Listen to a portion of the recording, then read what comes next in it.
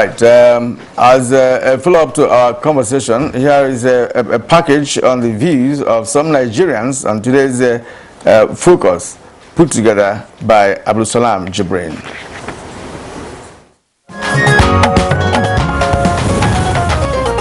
Right, for me, I feel the community also have a part to play, because it's quite very funny for me to hear that students are being moved. Does that mean there are no securities in that state anymore? Does that mean people will just walk into a community and pack children, nobody saw them taking them out? So I think the community also have a role to play. The community youth, the community leaders has a role to play. First of all, check out the schools that doesn't have good fence. Put up, build a very good fence, no matter how small, but let it be secure with fencing. Then every child needs to have an ID card that's going to help in identifying who is card. Then if the government can put up a solar so they can build a kind of security system where as soon as you're coming to school, you are being seen, anybody that's coming to the school is being noticed. Then the security system, maybe the camera system, can still get like 10 meters or 40 meters away from the school compound. I think we should have a security system. I personally feel things work better with systems. And then looking at the recent kidnappings we've been having in the north, I think a system should be generated in which the students or the pupils are secured, basically. So if the school, first of all, starting from the school management, if there's a system in which they can liaise with the parents and, okay, you bring your kid to school, this is what happens, taking them home, this should be a system so that we can account for all of them. We should work on insecurity the more. Like the schools are not, they are poorly equipped. You go into a school, you discover that most of the school does not have any security. You can enter into it from anywhere you want and you can go out. You know, there's no security personnel in the school. There's no security measures like CCTV cameras and some things that can get a footprint of what happens within the school environment.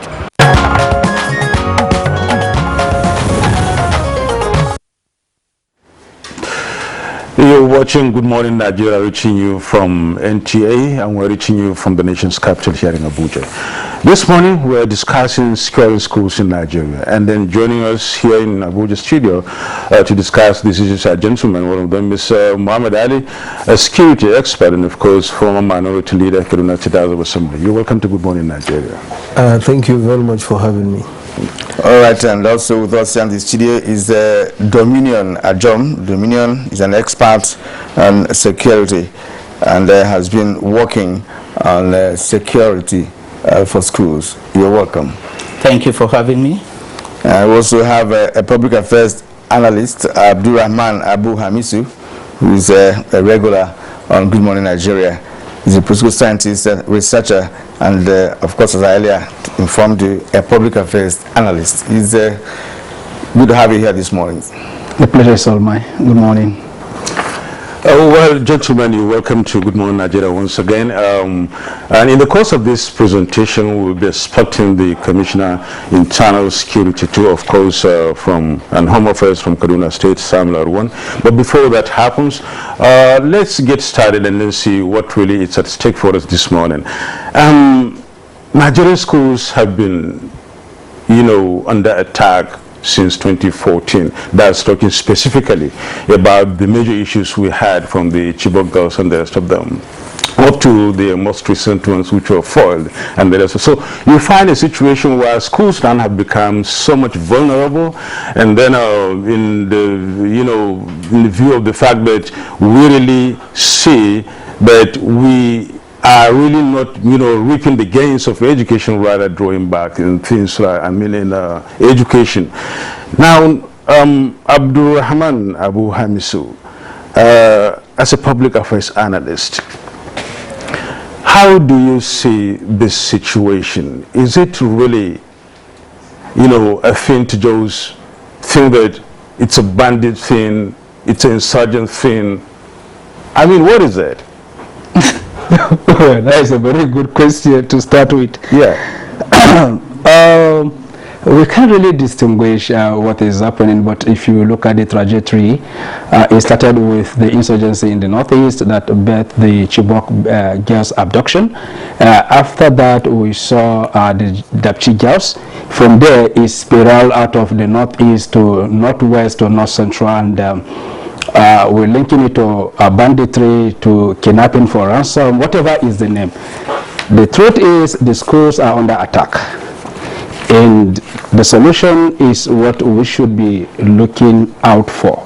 And the first solution was the Safe Schools initiative that was launched in 2014. But one of the things that usually agitates my mind is our capacity not to provide solutions. And even if we provide solutions, they are not effective. Even if they're effective, they are not impactful. The essence of any response to crisis or to any problem is to generate impact to the extent that such a crisis is mitigated. But in the case of our dear country, you see beautiful responses on the paper to crisis, but the impact and the outcome are not just there to really show that we are getting results. And that brings me to the concept of problem solving. I have not seen any direct, any impactful, quest to solve these problems beyond we're on top of the situation, government is doing this, government is doing that. But again, if government is doing all of this, if we cannot stop the banditry around North Central, if we cannot contain the insurgency, we should be able to secure our schools. In the Safe School initiative that was launched in 2014, up to this moment, 2021, I should be able to stem the tide of kidnapping or the spate of kidnapping, but what we are saying is escalation. So the question we need to ask ourselves as a people and as a nation is, what is wrong? Is it that the initiative is not effective, or that we are not implementing it, we just have them on paper? And if that is the case, what happened to the funds? Okay, thank you. Let's turn to Dominion Ajom here, who is a security expert and who has been working on security for schools. Of course, the incessant attacks on schools is no longer news because it's like a soft target that the bandits have actually decided to be attacking almost on a weekly basis as it is presently. Now, what is it that you have found out in our schools that require to be adjusted to ensure that the proper security arrangement is made to protect our children, especially those living in boarding schools? Yeah, thank you very much. Actually, I want to start by saying there's been this wrong notion that we have had in our various schools that security is just a business for the government and security operatives only. I want us to start by accepting the fact that security is a collective responsibility, and it should begin from the school itself before it gets to other places. What do I mean? The people in the school system, in the school community, should be properly informed, right from the teaching staff, non-teaching staff, the parents, and the children as well, to the point that they themselves at every point in time will be security conscious. They will be alert to watch and equally ensure that they put security measures in place, like the kind of gate men they have in our schools, like security men, are not the kind of security men we should have. You see a man who is tired and who is retired and tired, given there because maybe he knows the principal of the school or something, and he is there, like the incident that took place in Niger State Government School. You discover that the security man said he was sleeping. It's the gunshots when they were making away with the students that woke him up. That actually was not a security man on duty. So I feel the schools themselves should know that they have a role to play. The parents, all hands must be on deck to ensure that they create awareness within themselves. They see every stranger as a suspect until it is proven beyond reasonable doubt, and the communities should be involved too. When this is done, they will be able to send proper and timely signals to the security operatives so they can act timely as well. Thank you. Many thanks, Dominion Ajom. Let's reach out to Muhammad Ali, security expert, and of course he's from Kaduna. Kaduna State has been the eye of the storm recently. It's been the target. It's been, so much is really happening about these unsafe schools, or schools that are not really that are in the eyes of the the bandits and the insurgents.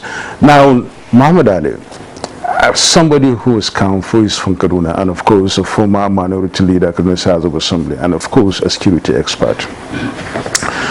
As he said, when you look at the situation, let's just cast our minds back and then see how our schools were when we were in school, especially secondary school. And that is what Ayom is saying. Security men, for instance, security staff from the school, you have security men, and then most of the time they are just, retired military men, retired policemen, and of course those who are retired and tired. And security is left for them to handle. That was when the schools were not so much vulnerable. And that kind of practice continued to date, and you find people just becoming security men anywhere, any day. Does that really point to the fact that the security apparatus in schools are yet to be of standard?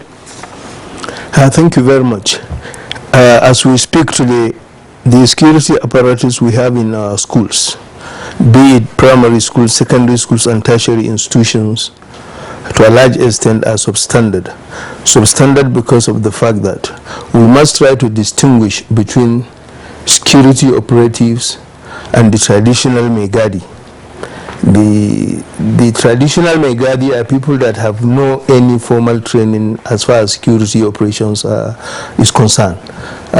And like Mr. Donian Riley said, you cannot employ a 70-year or 80-year-old man who is a quarter to go and ask him to guard, to be responsible for overlooking or ensuring the security of a school that is housing over 1,000 students or thereabout.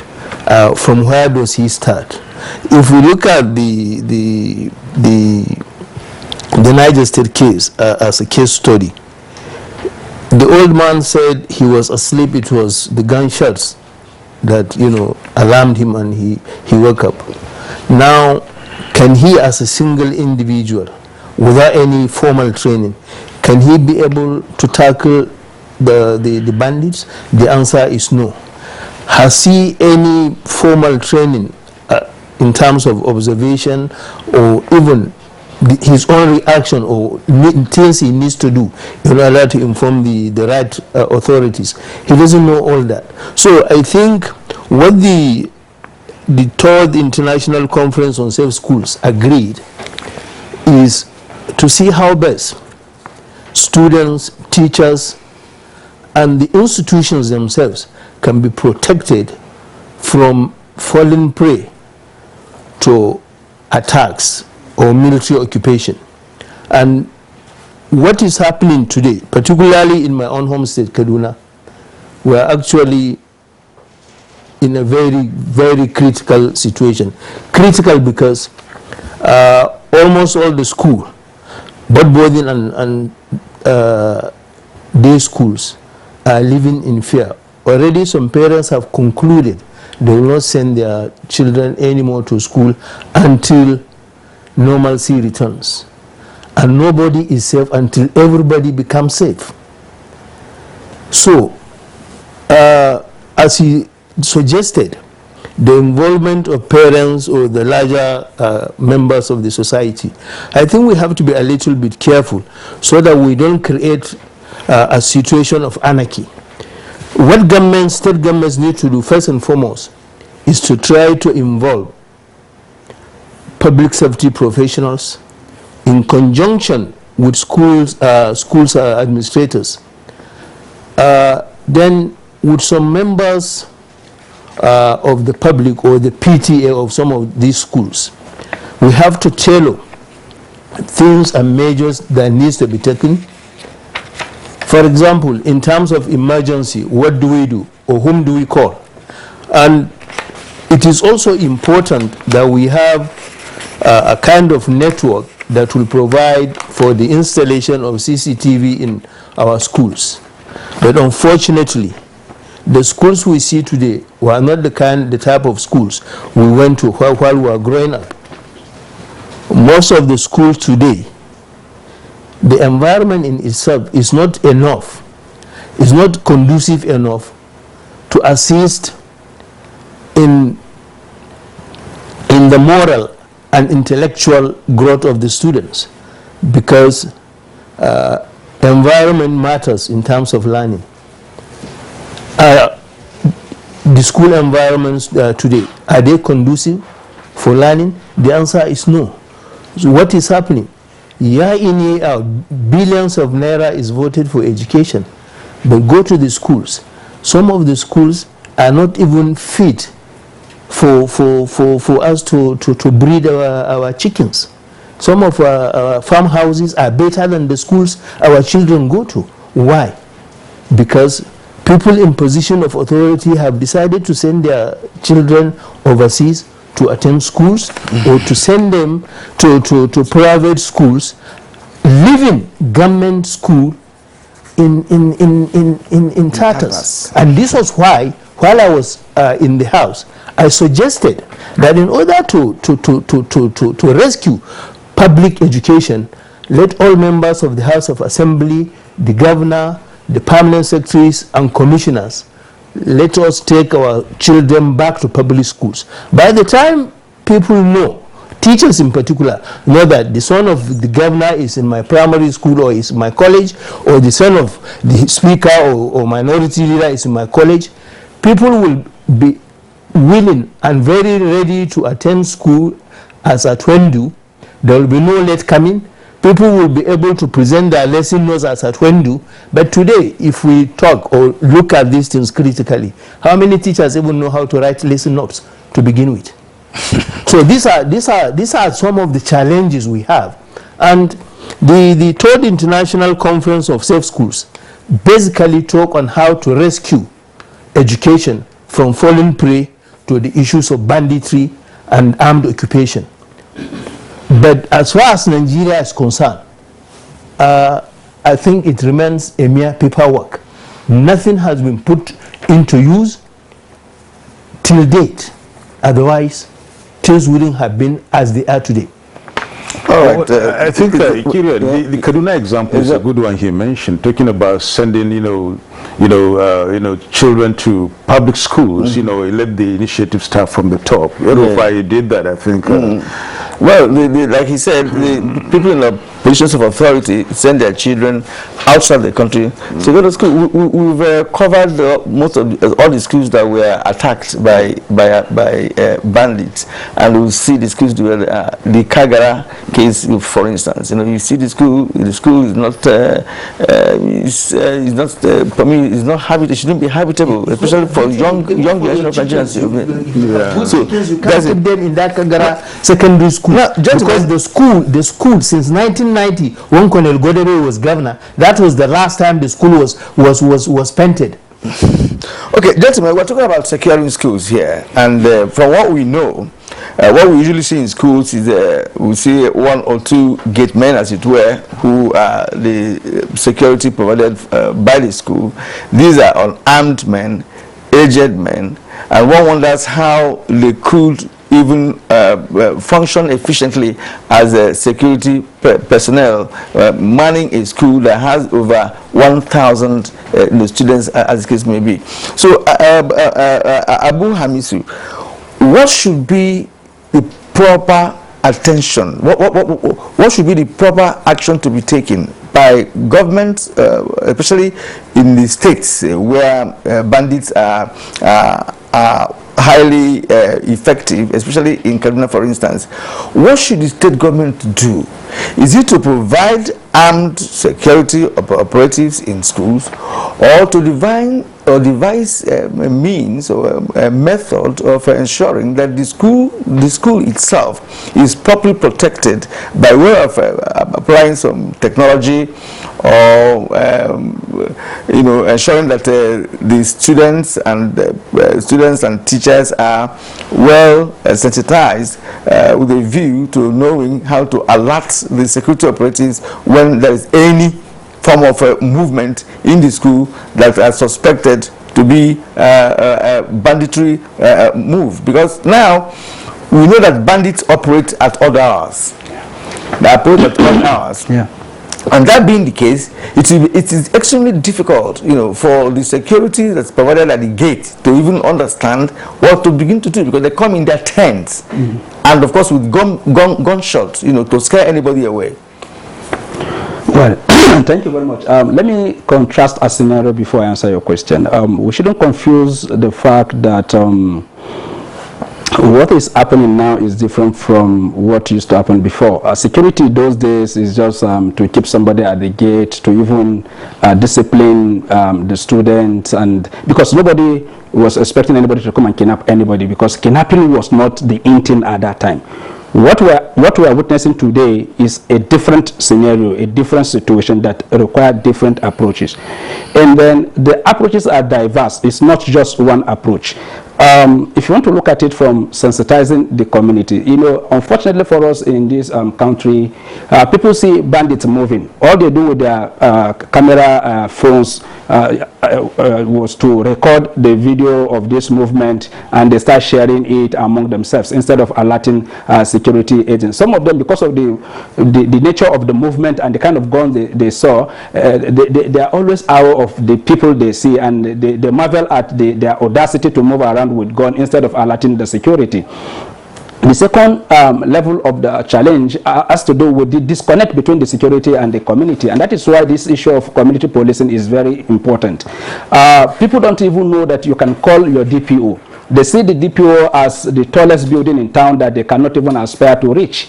So that very particular disconnection affect the kind of communication and relationship that's supposed to integrate the society into the security network of their own local community. So they see the police as aligned to their culture because of the perception that police are bribe seekers, they are purveyors of injustice. So because of this very particular ingrained perception of the police, people don't want to have anything to do with the police force, and that is why people always resort to self-help. Now, if you are sensitizing the people, who are they going to report to? The police. Look, let us be frank with ourselves. There are cases where people will report criminals to security agencies, and the criminal come back to meet the person to say that you think we will not know that you are the person that reported us, we are going to kill you. Go to Zamfara and find out what is happening in Zamfara. When the insurgency started in Borno State, you have people that bounties were placed on their head. If you see so person report to the security agency, and then you go to the security agency, you report, and at night the same people you went to report come to knock at your door and say your last prayers. You think we will not find you out? We will know that you are the person that went to say this or to say that. Now, it takes a lot of things to get this very particular situation right. The challenge of mobility, you call a security agency to say there is a robbery attack in my locality, and they ask you what kind of rifle are they carrying. We don't have fuel in our car cannot move, and so on and so forth, and then they carry out this operation successfully and they move. So if we really want to address this situation, we have to sit down as a people and as even government agencies to say, okay, banditry is a sporadic thing. They come at night, at odd hours. So the only organization or the only agency that can mobilize easily, if they can mobilize, is the Air Force. Because at that point in time, they can take off, they can track, they can do so many things. You have to evolve a sort of strategy that is holistic, that will encompass the police, the Air Force, the armed forces, and then see how you can mobilize them efficiently. But then they cannot work without information. And that brings us to the issue of the inclusion of the community in the security architecture. Unfortunately, again, it is the same people in the community that are recruited by this bandit to give them information about the movement of troops. So how do you resolve that very particular situation until we are able to conscientize? Because if there are videos out there where the bandits are saying, we don't live with you people, we are not even in those locations. It is part of the people in those communities, those in the urban centers that used to contract us, that the people that used to give us information, that the people that used to tell us all that we needed to operate. And if you look at it in security situation, it's a fight. Is a fight, and a smart one at that. As government is planning to subdue the bandit, the bandit themselves are planning to evade all the security plans that government has put in place. And all of the communities are at the center of it, because you have those that are with government, you have those that are with the bandit. Well, thank you, Abu Hamisu. We've just been told that the Commissioner in Child Security and Home Affairs, Kaduna State, Samuel Arwan, is with us, and then we really, you're welcome to Good Morning Nigeria once again. Thank you for having me. As you get settled there, let's hear the perspective from Kaduna. You've been in the eye of the storm for quite some time, at least for the past 2 weeks now. And it's not been so easy, but at least you've been trying to be on top of the situation as far as you are concerned, and as far as the situation is. Tell us, how far so far in Kaduna State securing the schools?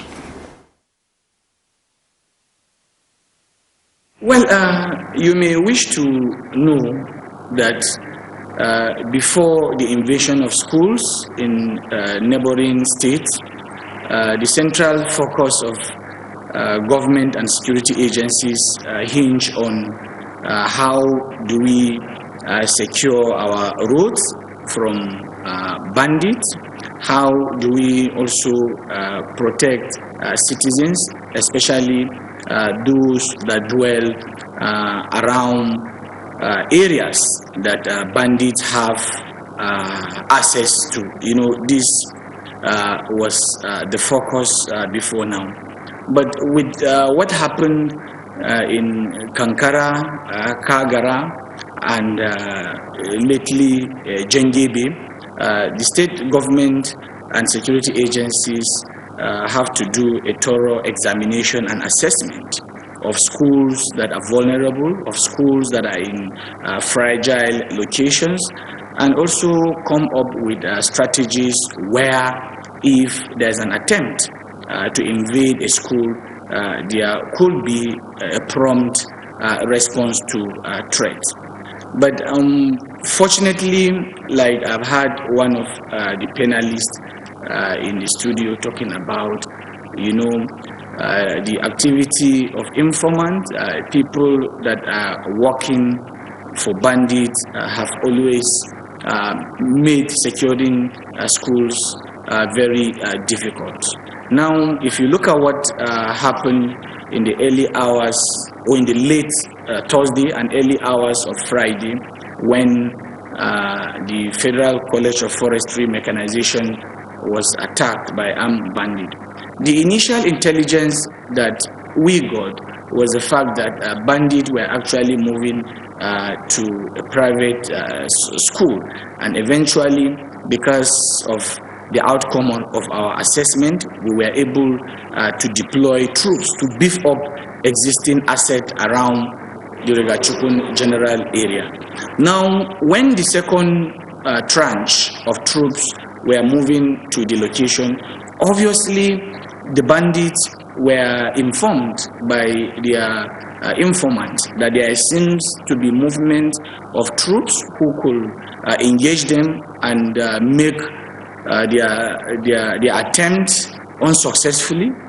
Immediately they alerted them. So while the second tranche was moving to the Turkish International School, we just got information that bandits have just entered the Federal College of Mechanization located in Africa. Now, again, military have to divert. Now, the second tranche have to swiftly move back to the school and engage the bandits. But for prompt response, we are optimistic, we are certain that the bandit will have taken over 200 students and staff in the school, but unfortunately they went away with 39 students and about 180 that comprises 142 females, 8 staff of the school, and about 130 male students were rescued by the military. So you will agree with me that the basis of our assessments that we did earlier on has helped us, has helped our response time, and this is what we are doing. But again, it is also you also have to look at where we are coming from. this is like a new phenomenon. You also have to look at the limitations of security agencies and government. For instance, if you look at Benungwari local government area, Benungwari local government area is over 6,000 square kilometers. It is twice bigger than Lagos in land size and almost the same size with Abia. Now, in the entire Benungwari, you don't have up to, you have a very little number of police because of the vast nature of the local government. So the issue of manpower, the issue of terrain, the issue of technology, the issue of informant, and the docility of citizens who compromise community security with bandits. So all these are factors that you have to deal with. But on our own side here, we are doing our best. If you are following what is happening in Kaduna State within the last 4 months or 5 months, you will agree with us that government and security agencies have been working hard, and we've been able to contain the situation along Kaduna-Abuja road and other flash points. So the inability to penetrate on the road, which is usually their focus, and the recent stand of the government that government will not be able to sit down with bandits, or government will not sit down with people that have no any justification, people that will invade our villages, kidnap for ransom, rape, destroy and cripple the local economy. There is no justification for us to sit with them. So all these factors are responsible for the renewed kidnapping or banditry attack that we are witnessing as we speak. But I like you to know that for some operational expediency, we will not be able to talk in details as to what we are doing and what we are not doing, so that we don't compromise or undermine what we are doing. But as we speak now, I am assuring you that boots on the ground are in different locations. You must have heard what happened yesterday, where the troops of the Nigerian army rescued 10 citizens of 2 families who were kidnapped on the 6th of March in the junior staff quarters of Kaduna International Airport. They were rescued by troops, and we've received them. They are presently undergoing medical attention, and this morning they will be reunited with their families. So we're doing quite a lot. The 271 Air Force Detachment in Benungwari is on the ground. Operation Thunder Strike is a defense headquarters response to security challenges around the Kaduna-Abuja road. They are also on the ground with even an helipad that speed up operations, because if you have a problem around our border with Niger State, say around Kabrasha, Kumfara, Korebi, Gadani.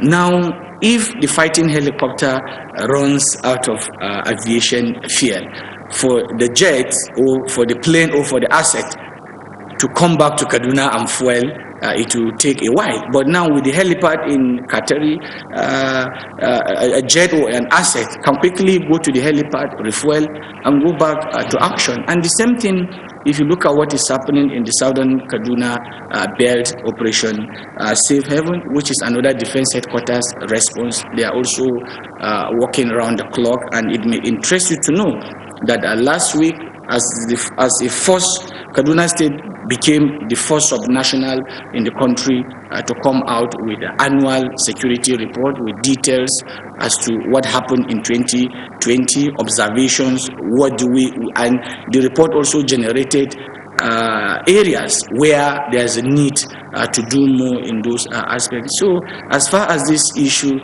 is concerned, we are on our feet, and we will continue to be on our feet. Commissioner Aruan, before we let you go for a while and before we take a little rest, two attempts were foiled, really, let me put it that way, over the weekend, Saturday, Friday, Saturday, Sunday, and these are in schools, really. These are good, positive you know, information that Nigerians really were happy to hear, and then it was really an example that needs to be emulated. Could you please take us through how this foiling was done and what really happened, so that from there we can take a cue and then see how we can move forward?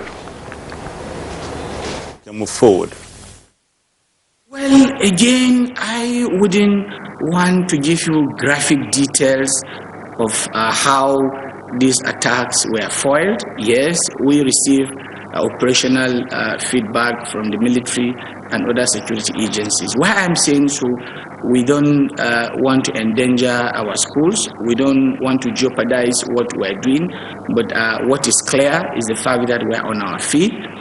Because of the asset, because of the consciousness, because of the structures, because of what we have put on the ground.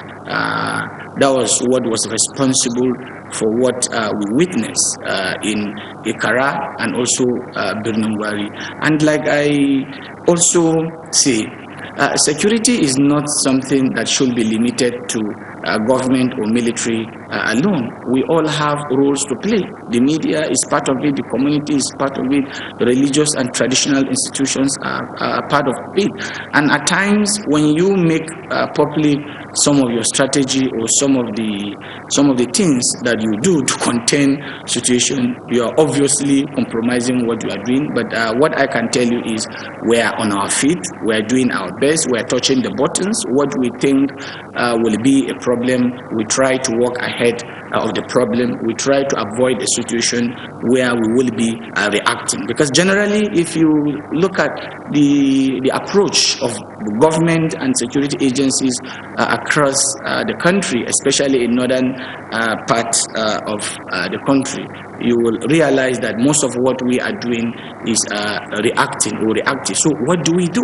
How do we move forward? So because of the real assessment of our vulnerable schools, remote areas, this is part of the reasons why we felt that it is important. We should go beyond publicity. We should be able to raise the consciousness of students, pupils, teachers, everyone who live in the community. It is one thing to get intelligence. It is another thing to verify the authenticity of the intelligence. It is another thing to ensure that you have actionable intelligence, because actionable intelligence will help you to take the battle to the den of the bandit or criminals who are threatening peace, law and order of the state. So security is very complex, and especially if you are dealing with Kaduna State. It's a 46,000 square kilometer state with boundaries with Zamfara, Katsina, Niger, small fraction of boundaries with Sokoto and Kebbi, within some tiny corridors in Birnin Gwari local government, and the same thing from the southern side. We have boundaries with Plateau, Nasarawa, FCT, and also Niger. So managing security situation in Kaduna State is very complex. You have to be on your feet. You have to always be on the ground, trying to watch and monitor and go ahead. So I can tell you that we are on our feet. We are not sleeping. We are doing what we think will save the day. And what we have witnessed within the last 1 week is not something that have gone into our heads to make us go to bed. No, we still have work ahead of us, and this is not time for celebration. This is a time for action. This is a time of standing on your feet so that you save the best for the last. All right, Honorable Commissioner, we thank you so much for the information that you've been able to give us concerning the situation in Kaduna State. Now, your governor has made it clear that he's not going to negotiate with bandits or pay ransom for the release of those who are already abducted. Is it possible for us to understand the approach that government is applying presently to see how the 39 persons who are still abducted be released? Is there any effort being made to that effect? Kirian, I'm so sorry. I will not be able to elaborate as to what we are doing in details, but I want to assure you that there are multidimensional approaches that are being explored. But our focus is for these students to come out alive in good health so that they can reunite with their families, loved ones, and go back to studies, because most of them, from what we've gathered, are even graduating students. So you can see these are people that have gone to school with aspirations, so our desire is for them to be back so that they can pursue their future. I think this is what should be the focus. We will not be able to talk more about what we are doing, but like I said, there are many multidimensional approaches that are being explored. We are focused and we remain focused. All that we want, all that we aspire, all that we are working for is to ensure that they are back safe and sound. Commissioner, before we let you go, you've made it clear that Kaduna is in the eye of the storm, presently, and one wonders why Kaduna has become a safe haven, for bandits to operate, and is so incessant that we begin to ask so many questions concerning, the bandits who are in that area. Now, you have told us some successes, recorded in terms of the foiled attempts, and of course ensuring that other schools are protected. Now we know whether other schools are fortified in terms of all you have explained to us concerning the measures being taken by government to save, bring about safety in schools. Are there measures being taken presently to ensure that other schools that may be attacked are secured for now? Because I'm sure that schools are not yet closed down in Kaduna State.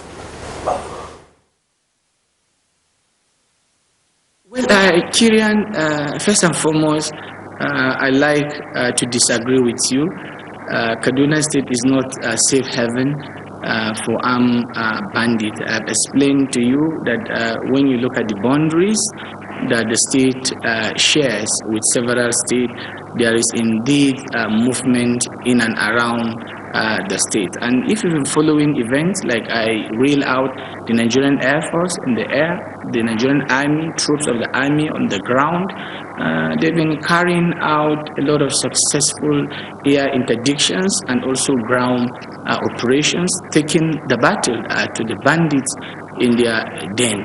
I think what we are facing is not something that is peculiar to Kaduna State. It is peculiar to Kaduna State because we are being open. We've tried to democratize information about security and not information that could compromise. I have told you here that Kaduna State is the first subnational in the country to come up with an annual security report where we've been able to say we have a problem, that in 2020 937 people were killed by bandits, 1,972 people were kidnapped by these bandits. We've been able to talk about successes that we recorded, like you did pointed out. So I like you to know that what we are battling with is not something that is peculiar to Kaduna State. And why Kaduna is in the eye of the storm and will remain in the eyes of the storm is you have to look at the strategic nature of our state. You have to look at its place in the north and in the nation. And again, for the fact that we've made our position very clear, that there is no love between those that kill citizens at will and the government, we will not do anything that will compromise the sovereignty and the sanctity of the human life with a group of people who attack at will for economic reasons. Obviously, these factors and many more are largely responsible for what we are witnessing. And to come to your question, where you are saying, what are we doing in order to protect some of the schools, I have made this point very clear to you that what we are doing to secure our schools, what we are doing to secure our students and staff or workforce or those in the chain of our educational, of the sector is not something that we're going to let go public. But what you should know, the takeaway is we are on our feet. We are on our feet. That is why we've been able to foil 2 attempts. We are on our feet because we have a robust engagement with security agencies. We are working with them harmoniously. We are also supporting federal security agencies at instances where it is necessary. So many times we've extended our solidarity to security agencies. We've made it very clear that we don't have any other military or any other police beside the police that we have. What is important is how do we work together. And it may also interest you to know that the cardinal point of establishing a ministry dedicated to security was because of the anticipation that security is emerging from a problem that you can solve within the twinkle of an eye to a problem that you require intelligence, you require energy, you require asset and other tools to solve. And that is why the government set up the ministry dedicated to security in 2019. And as of today, Gombe State, Sokoto, Abia, Zamfara have also come up with their own state, because gone are the days where you would treat security as a mild issue. No, managing security is a full-time job. Managing security is something that your eyes should always be on the ball. It's not something that you should go to bed early. Every now and then you have to be monitoring, and you also have to democratize security. Democratize security in the sense that you must be able to come up with a framework where citizens can be able to participate, where you will have participatory security management. If there's a problem somewhere, somebody should be able to call. And what we have done here in Kaduna, we have set up what we call Kaduna State Operations Room. This operations room is receiving information, intelligence from people across the state. From Maganda, within our boundaries with Zamfara, Dansado, somebody can call. From Randa in Sanga local government, if you notice any suspicious or unusual movement, you can be able to call. And once we receive information, we process the information here at the ministry and dispatch the information at a time to all agencies concerned for action. Oh, well, so thank you so much, Commissioner Aruan, although you've been a little bit stingy with the facts talking about security, but all the same, that's the nature of this kind of topic most of the time. And Dominion Ajom, let's come back to you and then hear your perspective now. We're talking about securing schools in Nigeria and keeping the schools safe for students, children, and the community itself. A lot has been put into this, but it so seems as if even the Safe School initiative, it's really yet to be fully implemented and then fully taken home by, or taken to heart by governments and the public. And of course, a lot of things need to be done. Technology is there, we're in the 21st century and the rest of them. Let's secure the schools, Ajo. Thank you very much. You see, like there's this say that says, the Inekebet said something that since men have learned to shoot without missing, it will fly without perching. Yeah, we've been talking on different ways that the bandits are introducing.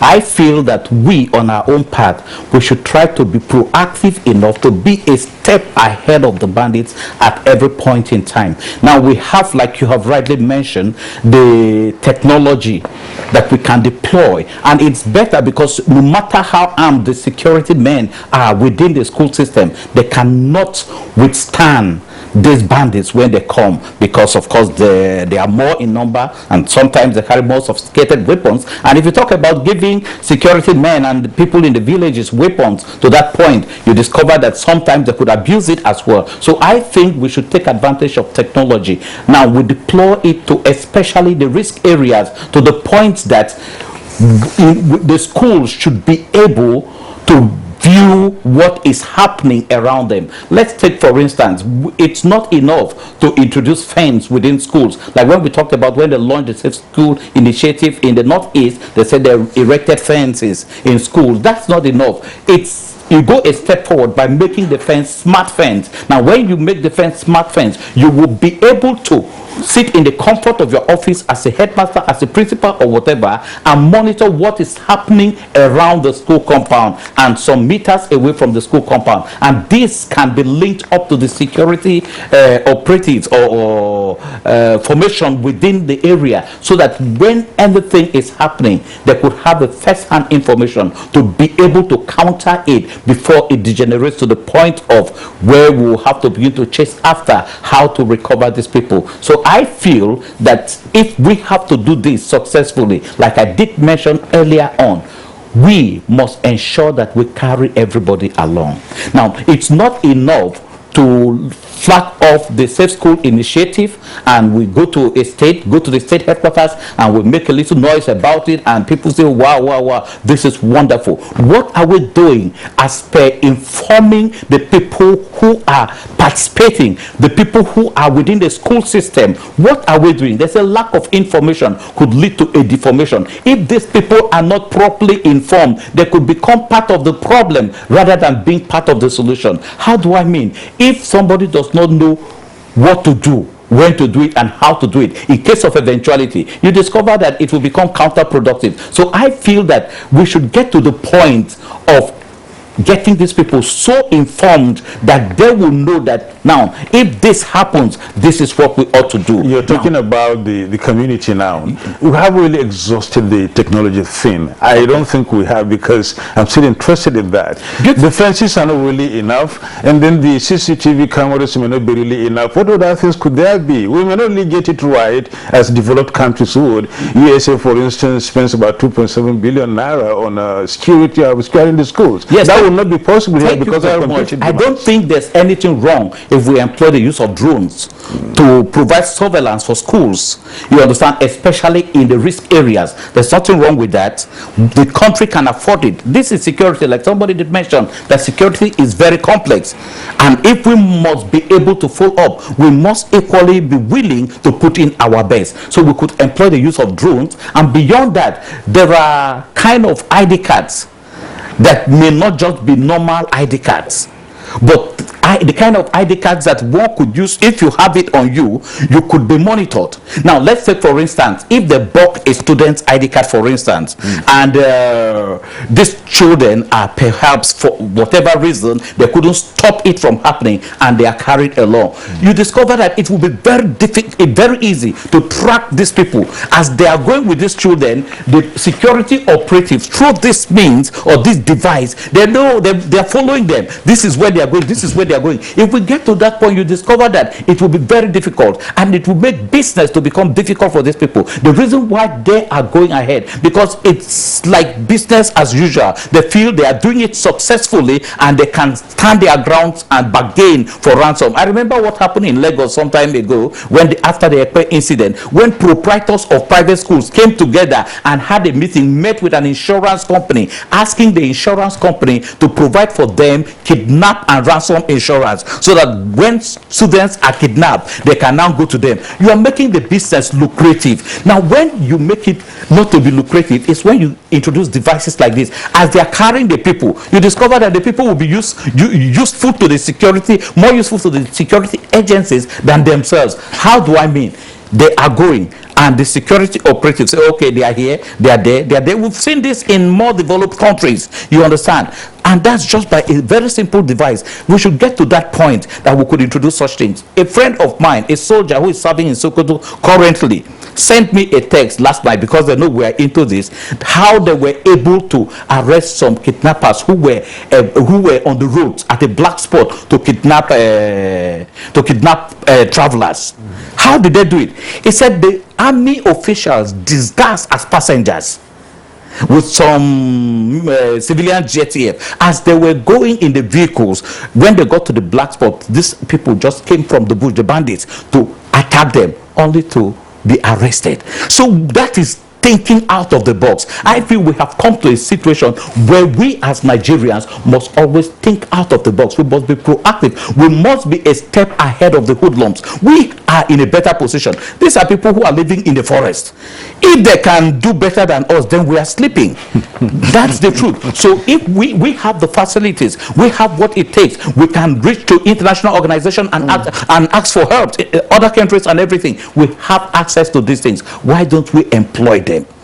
We will do better if we can do this. That's good indeed. You know, when we brought in the aspect of technology, it becomes obvious that if Nigeria can advance to that level, then this issue of banditry will be forgotten. It will be history, right? But the possibility of having the funding of technological approach that we are talking about is also a big issue. Now let's bring in Emmanuel Ali here, who is from Kaduna State. You listened to your Commissioner for Internal Security, and he gave us a very vital information concerning the moves made by the state government, you know, to ensure that the schools are secure, the foiled attempts, and what have you. What's your assessment of what he told us this morning?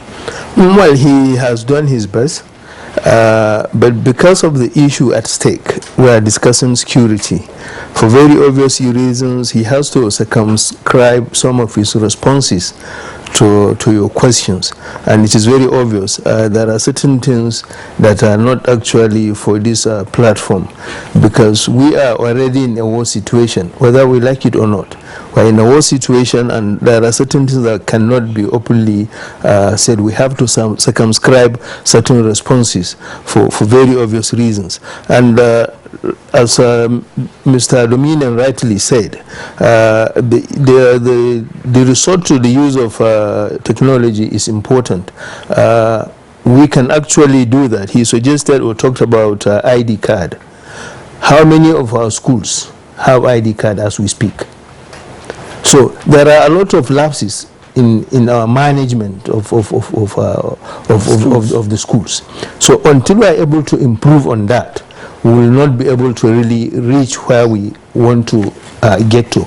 As such, it is important, even where we want to use tracking devices, then certainly every student, right from the primary school, must be given an ID card. Parents pay for uniforms. It takes almost a term in some schools before the students are given uniform. You have paid for it, or you paid for books. It will take 2 months before the books are issued, or half will be given, half will not be given. What is happening? So there are these, you know, all these are constraints that are brought about by lack of proper management. So until we are able to do this, these challenges we are facing will continue to be developed. But most importantly, there is need for proper security education, because by the time we try to engage and emphasize on the need for security education, and again, government must not be there over, you know, burden itself. We are now talking about security for schools. What about the general public? If we over concentrate on schools, the next time it will be the people, they can decide to go to the mosque or go to the church or go to the market and kidnap people. So we have to talk about security in its generality. Security for everybody, not just for the schools. Aren't there people in the church? And there are people going to mosques? And there are people in our markets? Particularly the weekly village markets. People come in their thousands. And when there is no security there, what happens? People become vulnerable for attack. So we should not overemphasize the issue of security for schools. Let's talk about security for the totality of Nigerians and the country at large. Okay. This, I think, is what we need to focus on. But if we stretch ourselves and talk about security for schools only, then we're talking about schools because of its vulnerability and because the bandits have decided to, you know, target the schools. It is good we talk about security for schools, but we must not, you know, overblow it. Okay. The security agencies are hearing us. They have to sit up. Security is everybody's responsibility, but they are in the forefront. So they have to sit down and make devices to ensure that we improve security in its totality. And again, there is the need for us to work hard and fish out the bad eggs within all the security agencies, because the bandits are not operating with success, except of course with inputs from some of the informants they have within the system, within the services, and of course within us, members of the larger society. They have syndicate managers whom, if a bandit is arrested today and detained, the syndicate managers go and pay between 2 to 5 million, and he's released tomorrow, and he comes back into business. So until you are able to check all these things, and there must be punishment, because when offenses are committed and people are not punished, they are rather rewarded. Nothing stops me or him from going to do the same thing. Joining the business, yeah. So these are the things I think that need to be looked at and addressed properly.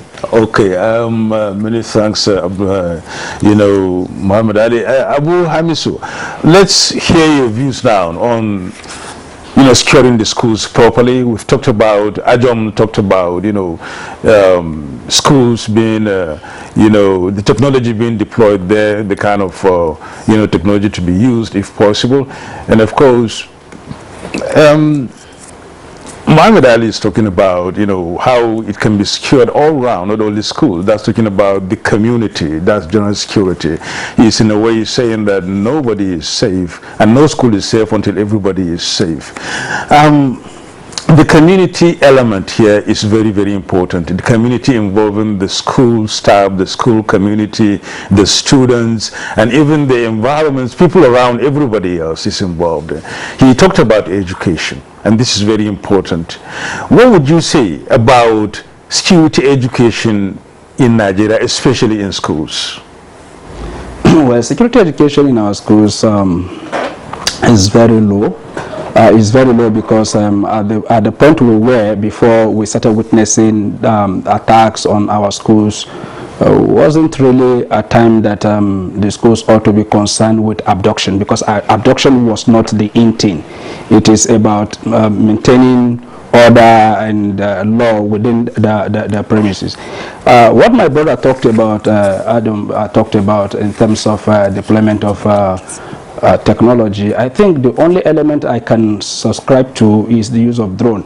Any other one is more or less like we will wait, the abduction will come to us, or the bandit will come to us, then they will pick them first before we start tracking. I think that is rather reactive. What should we be looking at is proactive steps, and that starts with whole of society approach. What do I mean by whole of society approach? Let everybody understand that in an atmosphere of stability, peace, and development, we are beneficiaries. In an atmosphere of insecurity and chaos, we are potential victims. So whether you like it or not, you may plan and execute abduction, and you get millions of naira in negotiation, and then you too can be abducted by another set of hungry bandits, and then you have to pay ransom with the money you've collected. That is how this thing operates. Now, with what Arwan said, that they are talking to communities. They've kind of organized communities around intelligence gathering. That is where we need to be. Intelligence gathering in the sense that before a bandit will abduct anybody, they must have planned before they come to execution. And then as they're planning, they move to the field, they go to carry out their operations, and they move back to their base. Between the time they are planning, can't we foil the plan at that stage? If we cannot foil the plan at that stage, can we foil the plan at the stage of execution, where they move from their hideouts to those schools? If we cannot do that, can we foil it as at when they are operating? Now we have about 3 stages to foil this very particular situation, from their planning stage to execution stage. So we have to be proactive, and that is one thing I pick from what he is saying from Kaduna, that okay, this is what they've done. Though he cannot give details, but this is what they were able to do, and based on that, they were able to foil some attempt to kidnap. And that added to what I said earlier on, that even within the communities, you have those that are giving information to the bandit. He confirmed that. So what are we doing to fish out those people, because they are the real problems. They are the real problems. They are the satellite image. They are the logistics officers that are providing the operational tactics for these people to move, so that if the troops are moving in direction A, they will alert them that the troops are moving in direction A, that they need to revert and then move towards the direction C is safer. So if we can mobilize our communities, and then so that we become patriotic citizens and work for our common security, where you compromise my own security for your own happiness, you will not be happy, because another person will do the same thing to you, and before you know, the entire stuff will continue in that. Then the second thing we need to do as a people is the operational level, where you have whole of government approach. And he talked about the operational system that has been put in place that mobilizes the troops on the ground and the Air Force on the air-for-air interdiction where necessary. If the intelligence cannot feed into the operational level, no matter the intelligence that you gather, it will not really be effective, because in terms of mobilization, it becomes very difficult. So as a people, as a nation, we must be forward thinking. We must evolve strategy. As I said, I said it earlier on that approaching this issue is multidimensional. But the critical thing that we've brought together, one is issue of intelligence gathering. Two is enhancing the operational capacity of government agencies that are first responders. The one thing again that Dr. Ali talked about is punishment.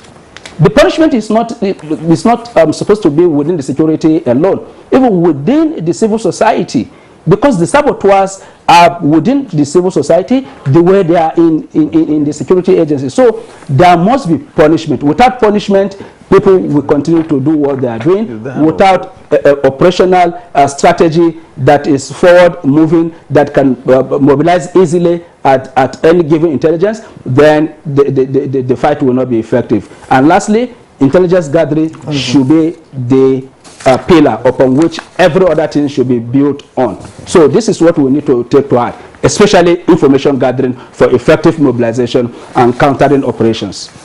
All right, thank you. I think before we go to the tweets, because Nigerians are also reacting to the conversation, I would like to return to Kaduna, where we have the Commissioner for Internal Affairs. As a matter of fact, what played out in Kaduna actually put the security agencies to test. And of course, from what you have told us, it does appear that they were very successful in the way they have acted.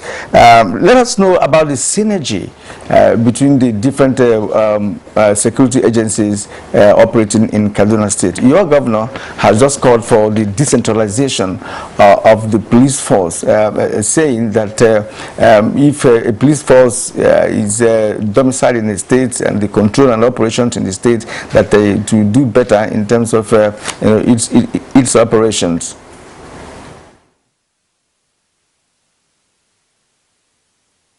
Okay.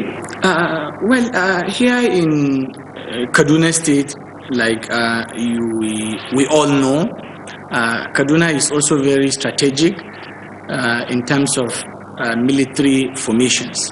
The premier Air Force started here. One division is also a premier division of the Nigerian Army. At our own level, Kaduna State government has a hub codenamed Operation Iyaki, where all the security agencies are part of the pool. Each service has a substantial number of personnel with coordinator that are deployed to the terminus. And on the other side, again, the state government, like I initially explained, is playing a critical role in augmenting logistics and materials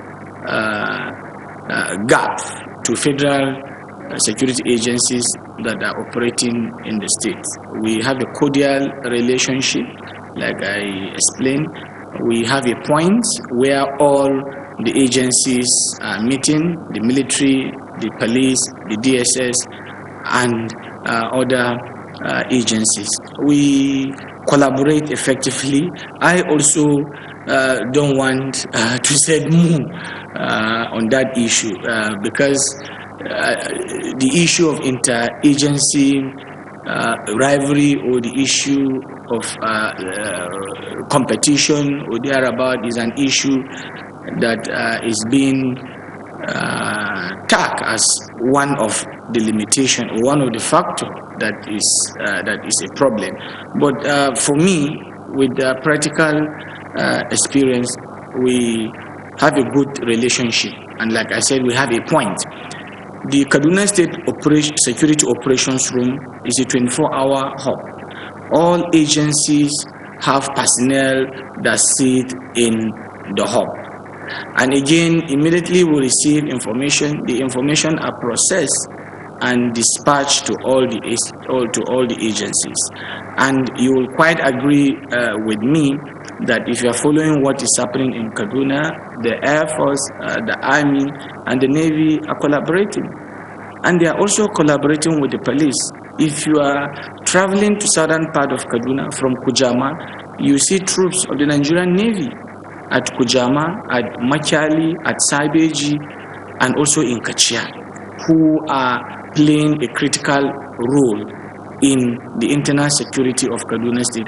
And the same thing with Nigerian Army, the 4 battalion, the 2 battalion covering the Birnin Wari and the northern axis of the state.